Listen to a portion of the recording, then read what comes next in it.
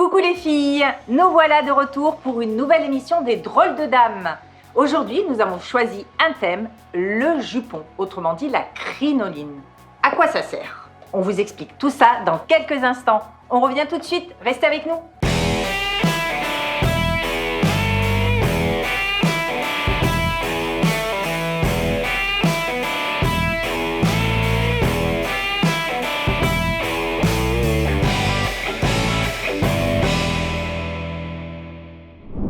On a choisi de vous parler de jupon. Elle est où Céline? Elle a dû crever sur son vélo. Elle n'est pas là. Qu'est-ce que vous faites avec ça? Aujourd'hui, on parle de jupon, donc j'ai enseigné justement, mon jupon pour bien vous expliquer. le jupon, autrement dit la crinoline. Attendez Véronique, avant de parler de la crinoline, il faut peut-être expliquer ce qu'est une Ils crinoline. vont pas me laisser faire l'émission, c'est pas possible. Une crinoline, c'est l'ancêtre du jupon. Elle apparaît au 19e siècle. À la base, c'est un tissu qui est tramé de lin et de crin de cheval, d'où son nom. Et elle supporte en fait le poids du tissu, qui était excessivement lourd, et elle donnait de l'ampleur.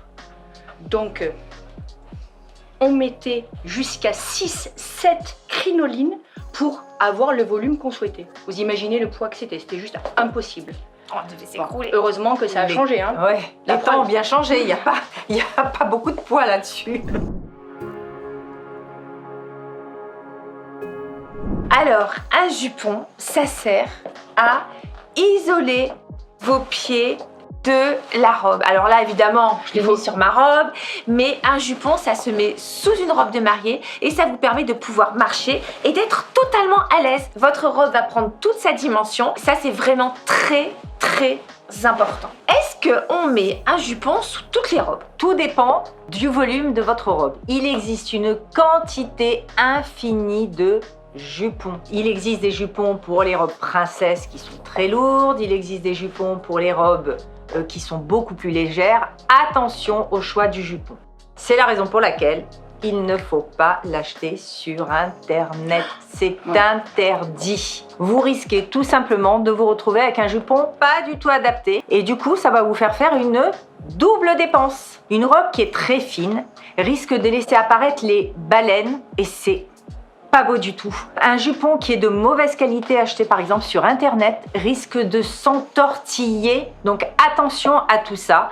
Il existe une quantité infinie de jupons et il est très difficile de s'en sortir au milieu de tout ça. Privilégiez le conseil en boutique. C'est la meilleure solution pour avoir une robe parfaite le jour de son mariage. Si on a une amie, une sœur ou une connaissance qui s'est déjà mariée et qui possède un jupon, est-ce que je peux venir faire mes essayages avec ce jupon? Mais bien sûr, vous avez un jupon que l'on vous a prêté. Ce qu'il faut faire, c'est venir lors de votre premier essayage avec ce jupon.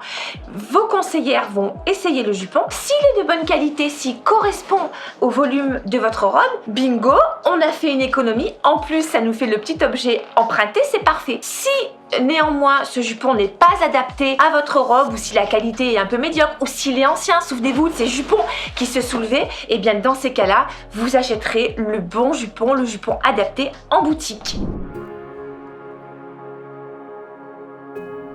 Après tout ce que nous venons de dire, vous avez bien compris que le jupon est très important au même titre que les Chaussures. Donc c'est un élément incontournable pour faire vos retouches. Il faut venir avec votre jupon et sachez évidemment que le jupon isole la robe de vos jambes. C'est un allié incontournable pour passer une bonne soirée. Il n'est pas du tout à négliger. J'espère qu'avec toutes ces explications, vous avez compris l'importance du jupon pour vos essayages.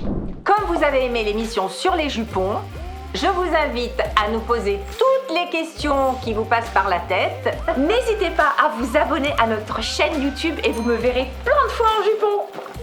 Likez et partagez sur tous les réseaux sociaux. Bye bye!